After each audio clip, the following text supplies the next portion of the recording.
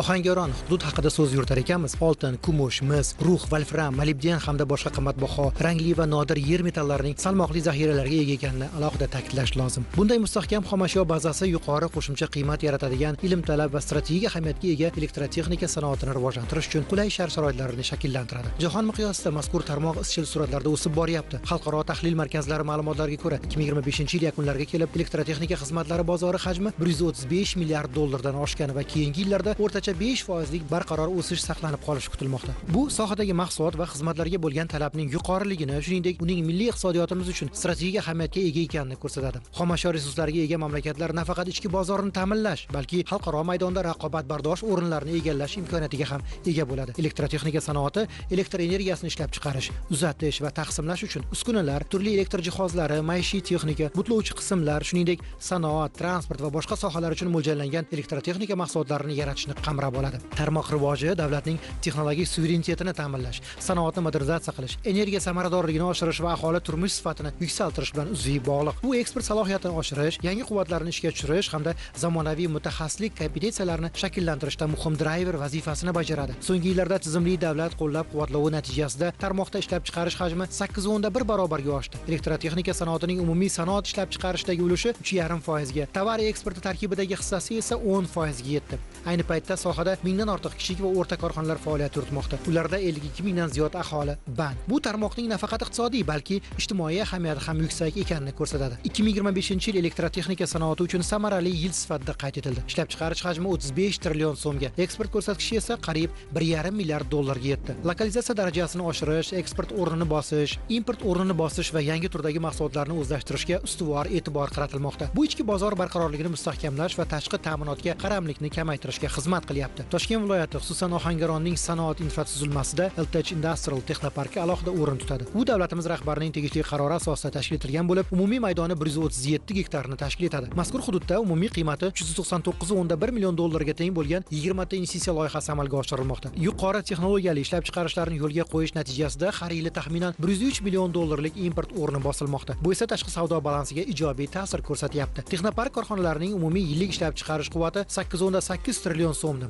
Eksport salohiyati esa 281.9 million dollardan ortiqni tashkil etadi. Bu nafaqat to'g'ridan-to'g'ri iqtisodiy samara, balki ishlab chiqarish kooperatsiyasini rivojlantirish, yangi ish o'rinlarini yaratish, muhandislik maktabini shakllantirish va hududning soliq bazasini kengaytirishga xizmat qiladi. Amalda Texnopark investitsiyalar, ilg'or texnologiyalar va malakali kadrlar jamlanadigan sanoat konsentratsiyasi markaziga aylanmoqda. Urganch va Farg'onada tashkil etilgan shunday maydonchalar bilan birgalikda u tayanch industrial markazlar tarmog'ini shakllantirib, hududlar rivojini muvozanatlashtirish va mamlakatning umumiy eksport salohiyatini yanada oshirishga hissa qo'shmoqda.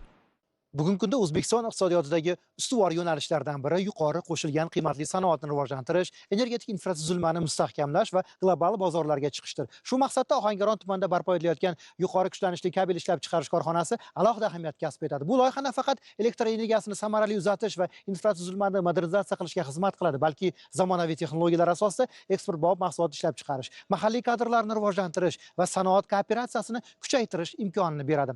Prezidentimizning ushbu zamonaviy quvvatga tashrifi esa bu obyektning davlat sanoat siyosatidagi strategik ahamiyatini yana bir bor tasdiqladi.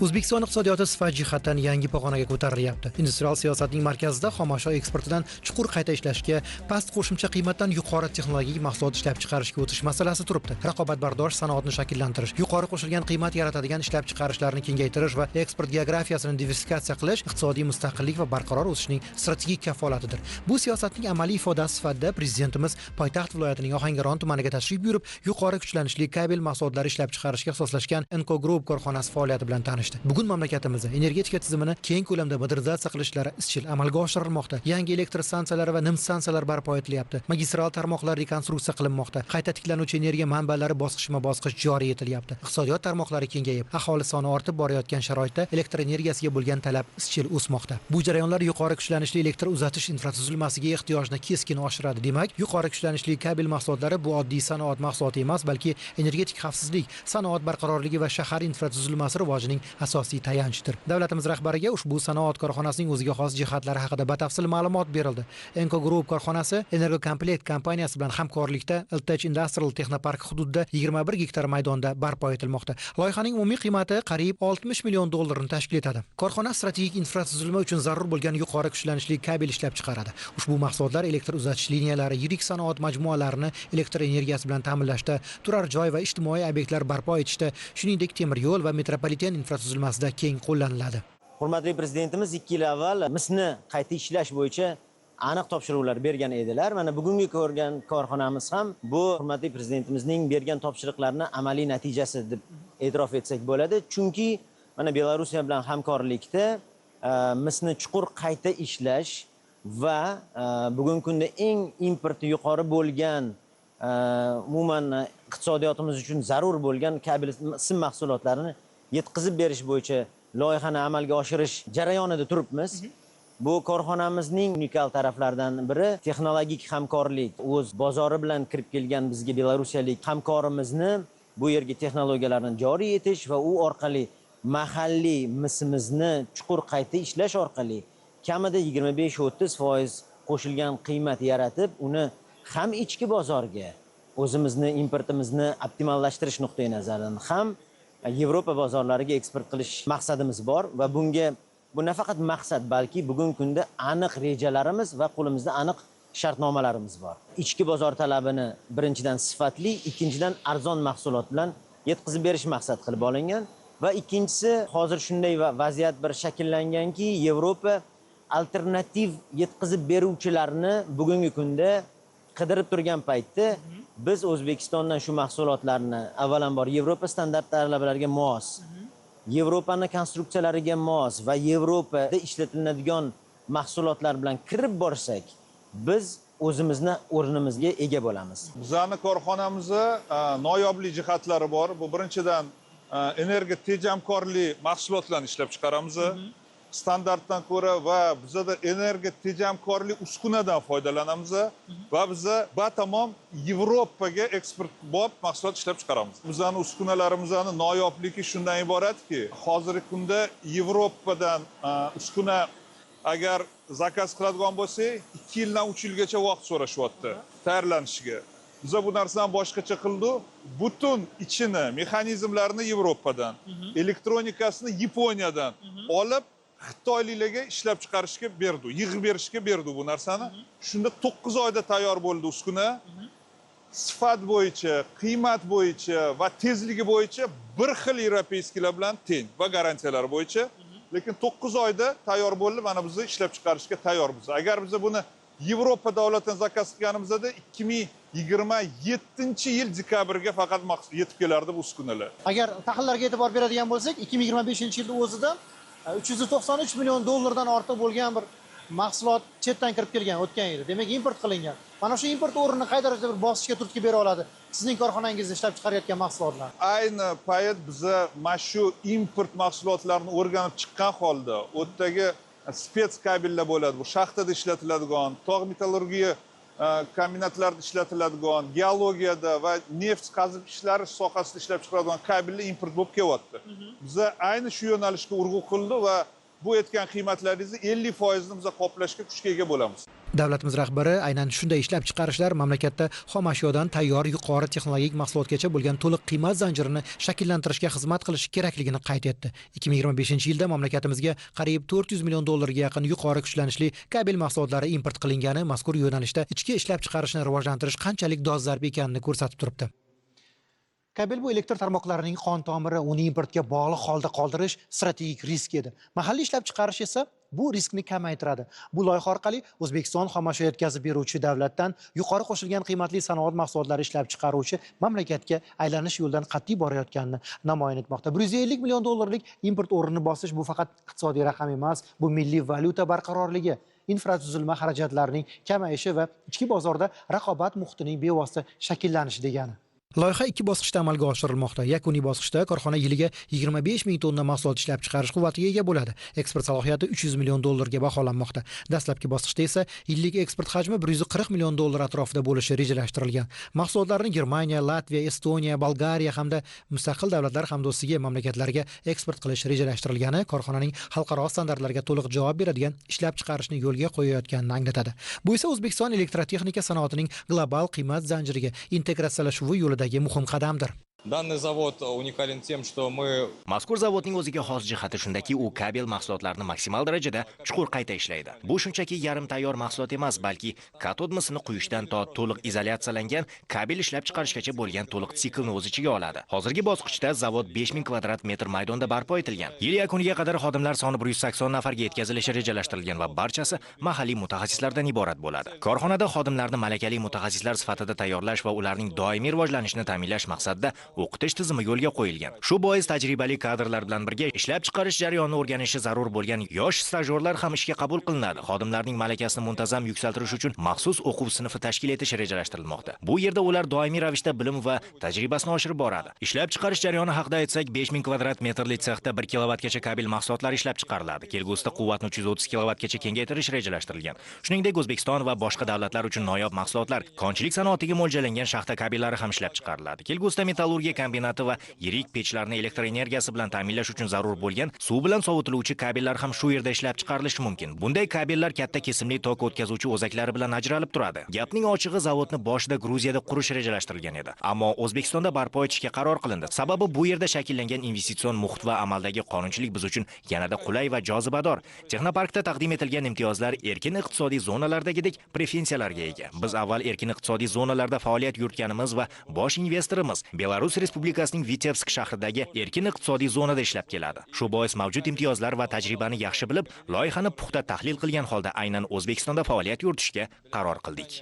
Korxona to'liq quvvatga chiqqach, 600 ga yaqin yangi ish o'rni yaratiladi. Bu aholi bandligini ta'minlash, daromadlarni oshirish va hudud soliq bazasini kengaytirish orqali ijtimoiy barqarorlikni mustahkamlaydi. Shu bilan birga mazkur korxona metallurgiya, logistika va mashinasozlik tarmoqlari bilan uzviy kooperatsiyani rivojlantirib, sanoat klasteri shakllanishiga turtki beradi. Bunday yondashuv hududiy rivojlanishni muvozanatlashtirish va qiymat zanjirini mamlakat ichida maksimal darajada saqlash imkonini beradi. Ayni paytda qurilish ishlarining birinchi bosqichi 98% ga yakunlangan. 10 million dollardan ortiq investitsiya o'zlashtirilgan. Bu loyihaning amaliy bosqichga o'tganini va yaqin vaqt ichida to'liq ishga tushirilishini anglatadi. Zavod faoliyati bilan tanishgan viloyat faollari o'z hayratlarini biz bilan bo'lishdi. Viloyat farzandi bo'lganimiz uchun kelganman men bu yerga, ko'rganman. Lekin o'sha bir vaqtlar shu yerga olib kelingan o'sha g'alla o'rish kombaynlari o'zini qilgan xarajatini oqlolmagan o'rgan g'allasidan, aynan mana shu joylardan. Mana endi buni qarang, mana shu eng qimmat tolali kabel. Bu respublikada birinchi mana shu Toshkent viloyatida. Umuman bu dargohdagi ulug'lik insonni ko'ziga sig'maydi-da. Bu yangi O'zbekiston davlatini qudratini timsoli.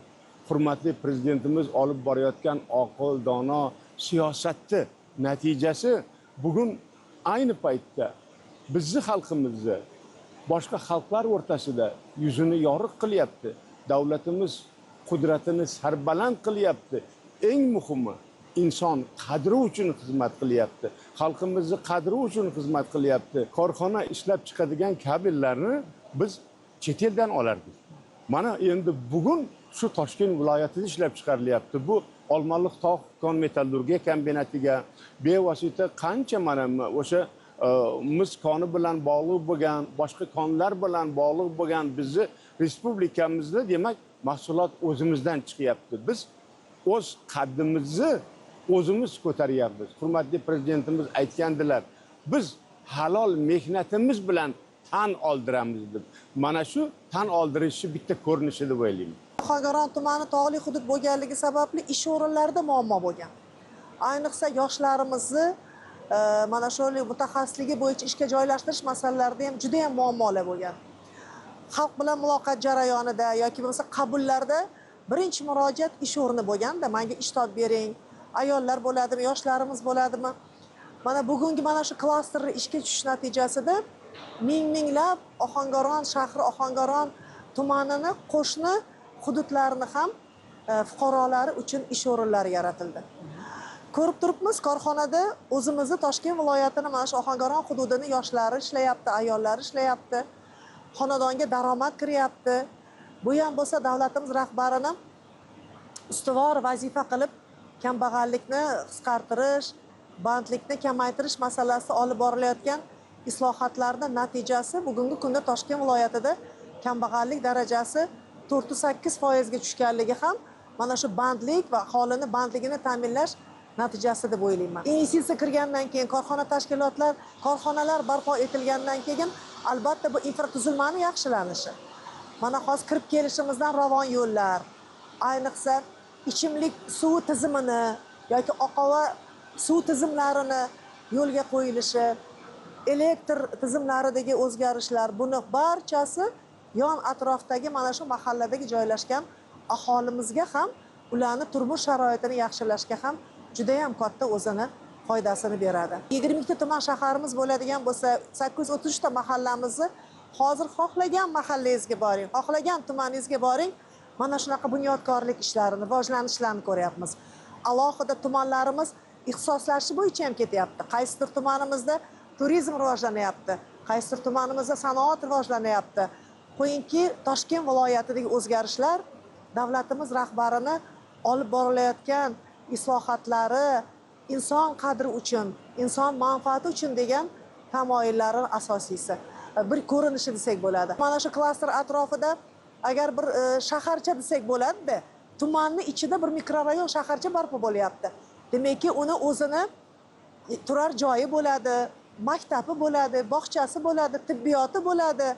Bu ham yana yangi ish o'rinlari farzandlarimiz uchun, yoshlarimiz uchun, ayniqsa ayollarimiz uchun ham katta imkoniyat bo'ladi.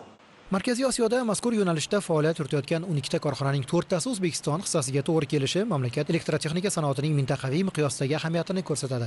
Bu tarmoq bosqichma-bosqich yuqori qo'shilgan qiymat yaratadigan, eksportga yo'naltirilgan strategik sohalar qatoriga kirmoqda. Tashrif chog'ida prezidentimiz ishlab chiqarish hajmini kengaytirish, mahsulot turlarini diversifikatsiya qilish, mahalliylashtirish darajasini oshirish va sanoat kooperatsiyasini chuqurlashtirish bo'yicha aniq vazifalar belgilab berdi. Mahalliy xomashyodan samarali foydalanish, ilg'or texnologiyalarni joriy etish va eksportbop raqobatbardosh mahsulotlar ishlab chiqarishni kuchaytirish ustuvor vazifa sifatida qayd etildi. Umuman olganda Enko Group korxonasining ishga tushirilishi bu oddiy investitsiya loyihasi emas. Markaziy Osiyoda shunday korxonalarning salmoqli qismi aynan O'zbekistonda joylashgani mamlakatimizning mintaqaviy sanoat hubiga aylanish imkoniyatini kuchaytiryapti. Bu nafaqat iqtisodiy, balki geoiqtisodiy pozitsiyasini ham mustahkamlash demakdir. 300 million dollarlik eksport salohiyati esa O'zbekistonning global ta'minot zanjiriga kirishiga tayyor ekanini anglatadi. Bu sanoat diplomatiyasi, texnologik kooperatsiya va yangi bozorlar uchun kurashdir. Yangi korxona ishga tushishi orqali yuzlab yangi ish o'rinlari yaratilishi, doimiy daromad manbalari shakllanishi va yosh mutaxassislar uchun zamonaviy ishlab chiqarish muhiti shakllanishi mahalliy aholi tomonidan katta mamnuniyat bilan kutib olinyapti. Ayniqsa sanoat sohasida mehnat qilayotgan ishchilar va mutaxassislar uchun bu loyiha kasbiy o'sish, yangi texnologiyalarni o'zlashtirish va malakani oshirish imkoniyatlarini kengaytiradi. Korxona hudud iqtisodiyotiga qo'shimcha turtki berib, xizmat ko'rsatish, logistika va turdosh tarmoqlar rivojiga ham ijobiy ta'sir ko'rsatadi. Bu esa nafaqat iqtisodiy faollikni oshiradi, balki aholining ertangi kunga bo'lgan ishonchini mustahkamlaydi. Yaxshi eslayman, oldin kichkinaligimizda dadalarimiz, amaklarimiz chetga ketishardi. Bunaqa sharoitlar, bunaqa zavodlar yo'q edi.